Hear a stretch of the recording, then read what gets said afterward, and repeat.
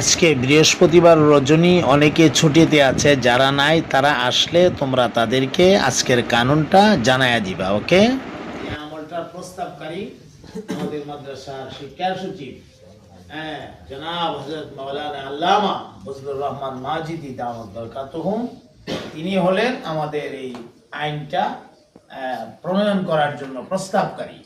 হুজুরের প্রস্তাবকে আমি তোমাদের সামনে পেশ করেছি, তোমরা সদরে গ্রহণ করে নেওয়াই আমরা এই বৃহস্পতিবার দিবাগত শুক্রবার রজনীর তাহাজ্জুদের নামাজ এবং মোনাজাত শেষ রাতে এই আইনকে আমরা এই মুহূর্তে অফিসিয়ালভাবে আমরা ঘোষণা করলাম।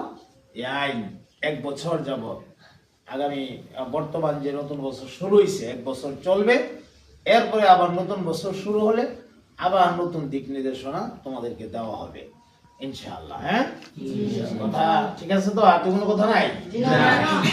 এই আমলের সময় যখন শেষ সাথে ডাক দেওয়া হবে, প্রত্যেকে যার যার মাথায় রাখবা যে আমি অবশ্যই উঠা যাব, এটা আমার দায়িত্ব, এই কথা মনে করে উঠা যাবা।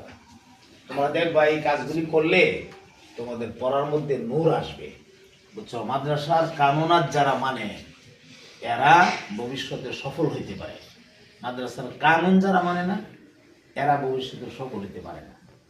অনেক গাদা ছাত্র যারা মনে করো কিতাব বোঝে না, এমন ছেলেরাও মাদ্রাসার আইন কানুনটা যথাযথ মানার কারণে একসময় দেখা যায় আল্লাহ তার জেহেন খুল্লা দেয়। হঠাৎ দেখবো জেহেন খুল্লা গেছে, কোনো একজন বুজুর্গের সামনে বসছো, জেহেন খুল্লা যাইব। Ready, start.